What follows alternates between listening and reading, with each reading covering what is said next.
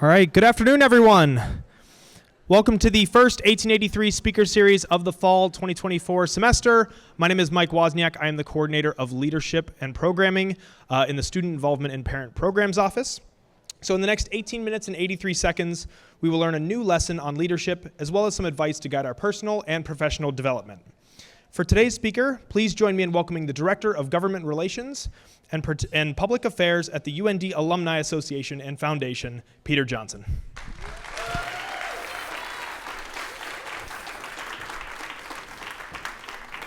Thanks, Mike. Appreciate that introduction. And I also want to thank Tyler Smith and Matt Grishevsky back here. Can we give them a round of applause for their technical work? I am humbled and delighted to be the kickoff speaker for Season 2, Episode 1 of the 1883 Speaker Series that came from the fertile mind of the man standing way back there, Vice President for University Student Affairs, Art Malloy, Dr. Art Malloy.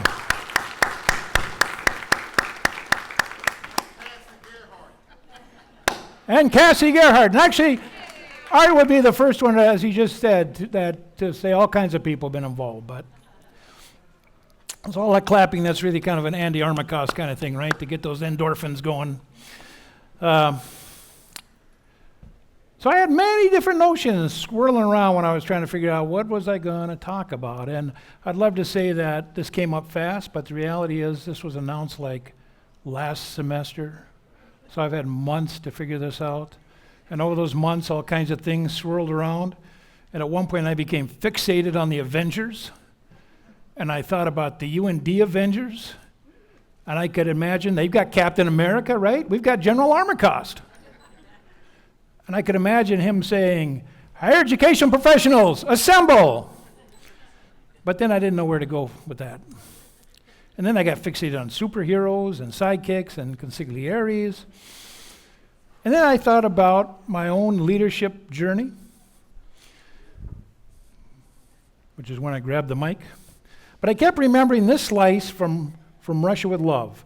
And I couldn't help but think I'd end up like the guy doing all the talking, and you're going to end up collectively like the other guy, which you may still anyway.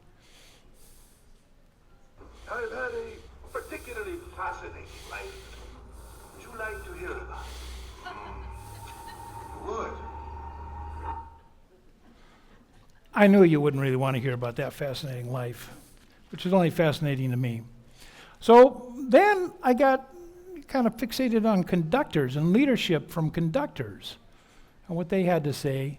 But I thought about my audience, and I'm so happy to see so many students here because really, you're the folks that I'm particularly talking to. I'm talking to everybody, but students, faculty, staff, administrators, alumni friends, I'm talking to you all, but students, I'm very glad you're here. So wherever you are within the university, this is kind of the main takeaway, you can step up and be a leader. You don't have to wait to get into a leadership position to be a leader. Sometimes we equate leadership with the position. Don't do that. You can be a leader at any time, any place. You can start today. It can be in the classroom by asking more questions and sharing your thoughts. It can be in office meetings where you share things that maybe you're thinking, I don't really know if I should share this, but you should speak up. You should share your ideas. You should ask questions.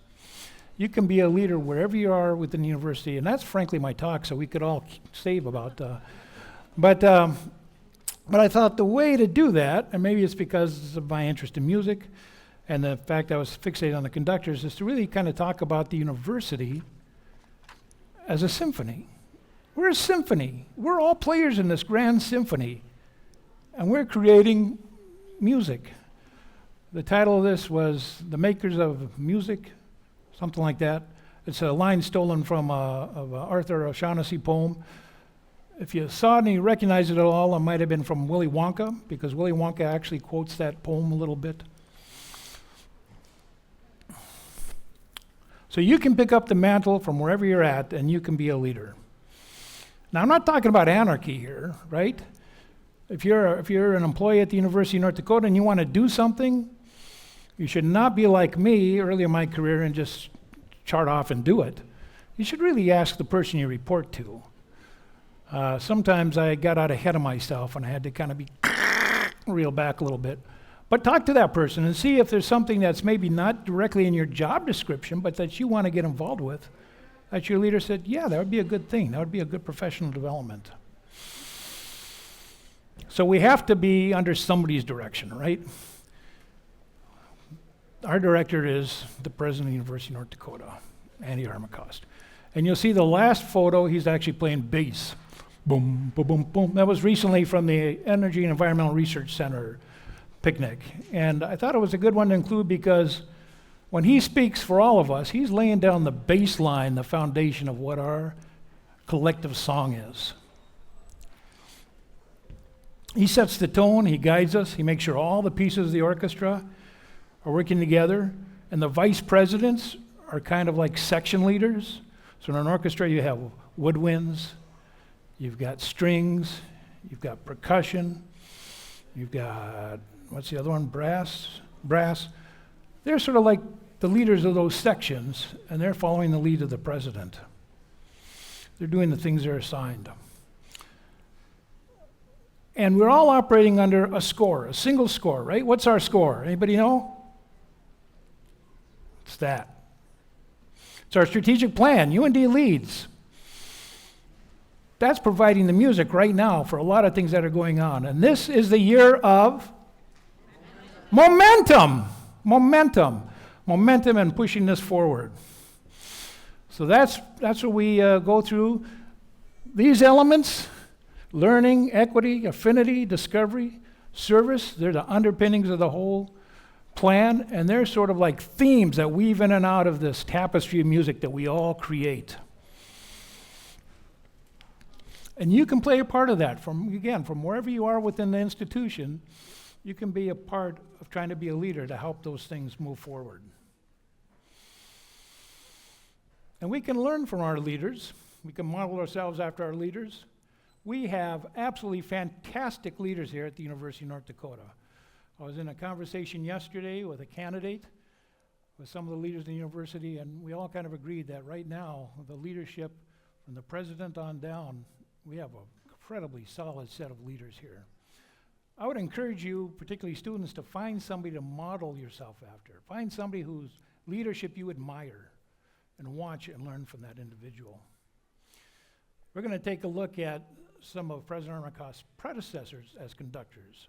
These are people that I had the great opportunity to work with in my career, so I am coming back to that a little bit.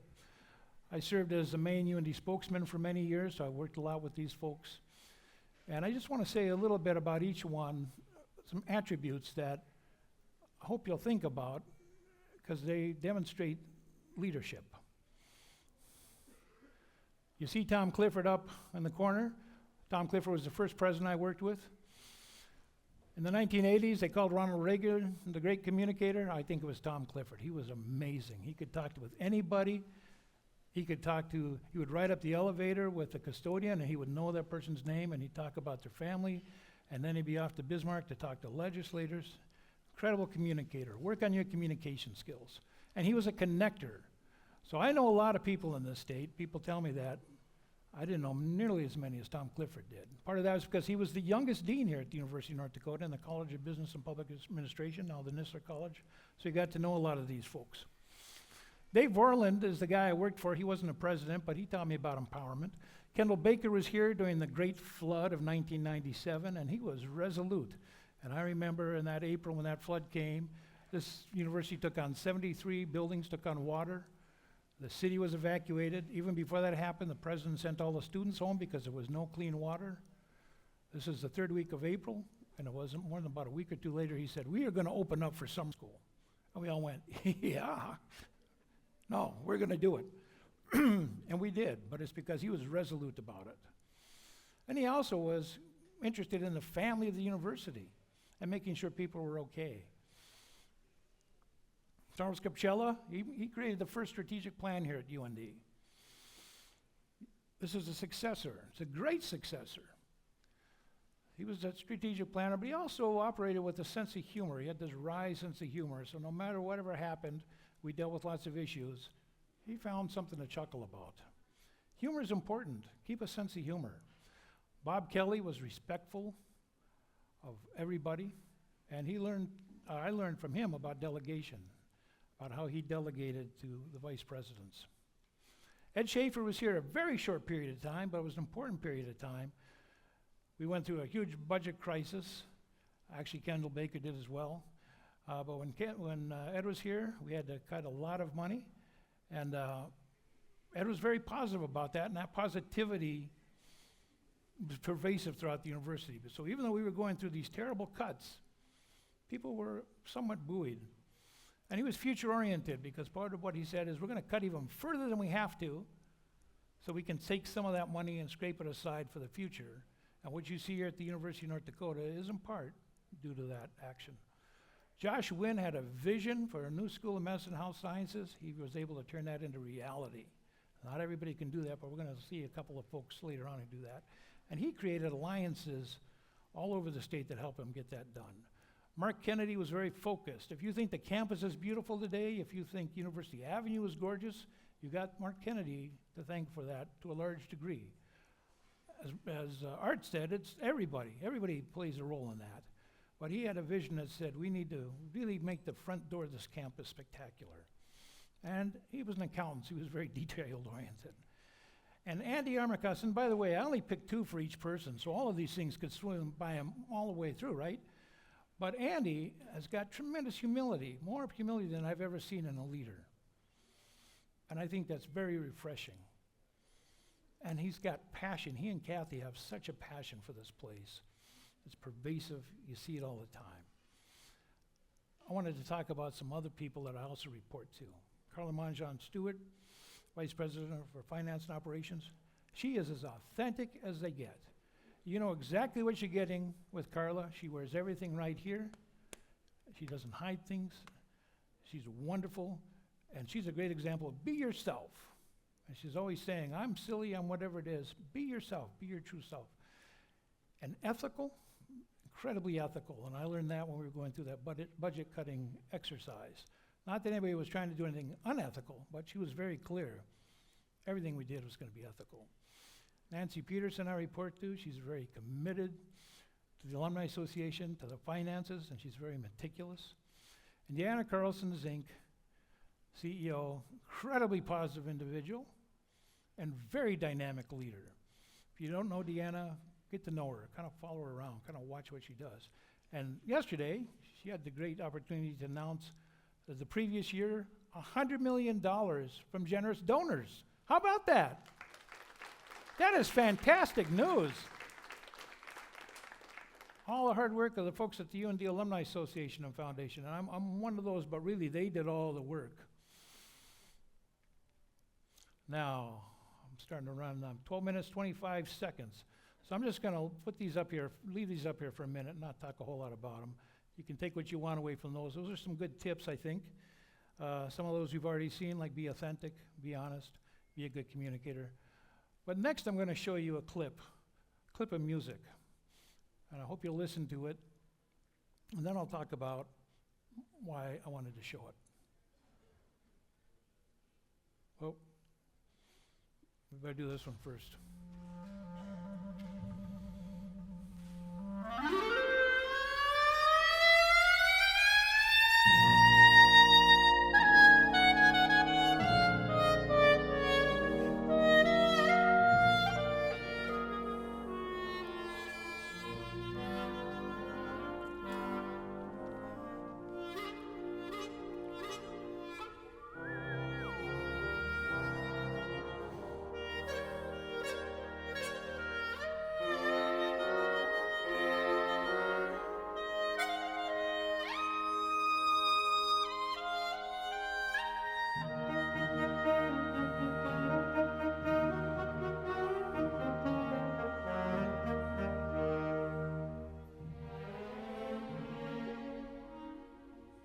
Anybody recognize that piece?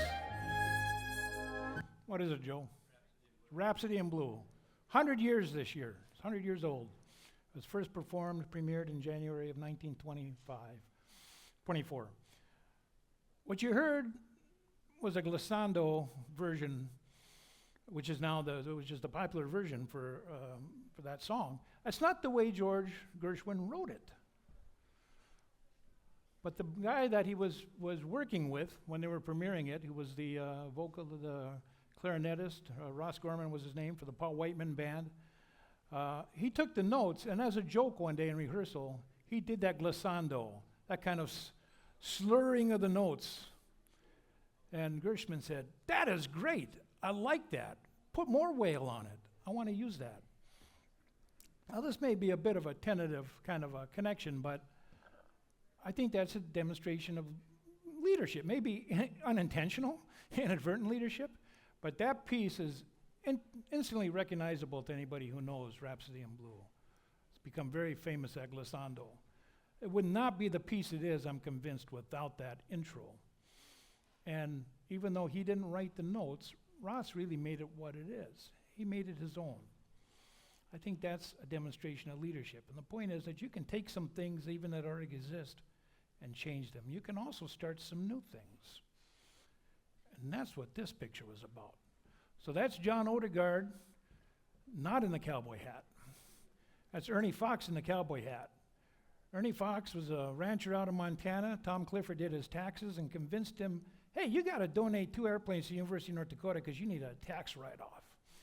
John was starting the aerospace program, as he would say, out of a janitor's closet over in Gamble Hall.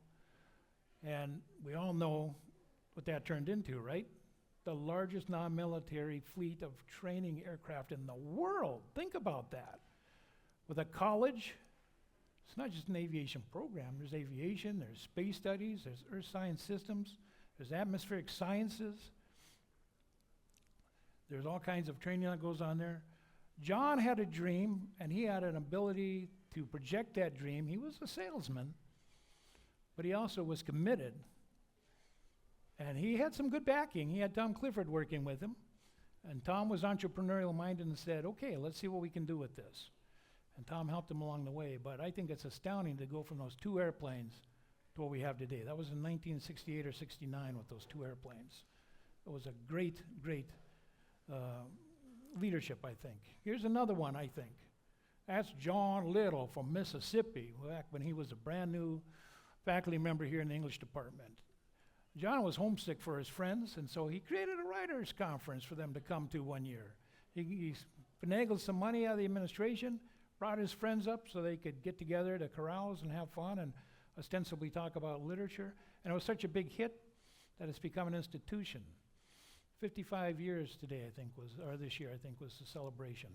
So it went from that to just a couple years later having all the beat writers, most of the beat writers here on campus. That hardly ever happened.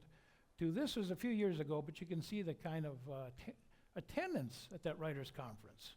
So those are 2 examples, 2 individuals named John who created things here at the University of North Dakota by taking some initiative and by using that initiative to drive their dreams forward. They were junior faculty members. I'm just astounded by what they were able to do. Those are the kinds of things you can do if you grab onto that notion of leadership, that you don't have to be in a leadership position. You don't have to wait to get promoted. You don't have to wait for your supervisor to say, "Here's something else you can do." Take that initiative. Ask what you can do. Ask how you can be helpful. Now, that comes pretty much to the end of what I wanted to say. I'm actually pretty good. 18 minutes, 17 seconds. Can you beat that, Frank? Frank's up next week.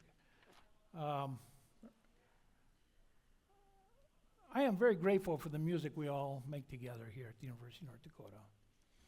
And we do. We make a beautiful sound. It's our magnus opus. We are the music makers, and we make that song. So I'm hoping you'll help me end this the way we end all of our commencements, when we send our newly minted graduates out into the world. Join Grant Anderson. Help me sing the alma mater. Come on now, everybody.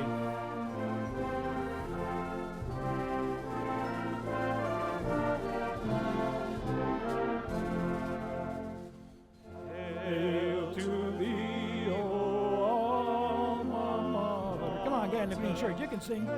If you be with heart. Come on, work with me. Tongue.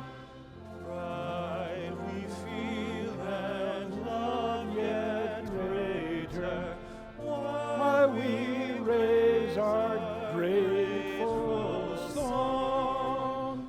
Home of lofty thought and learning.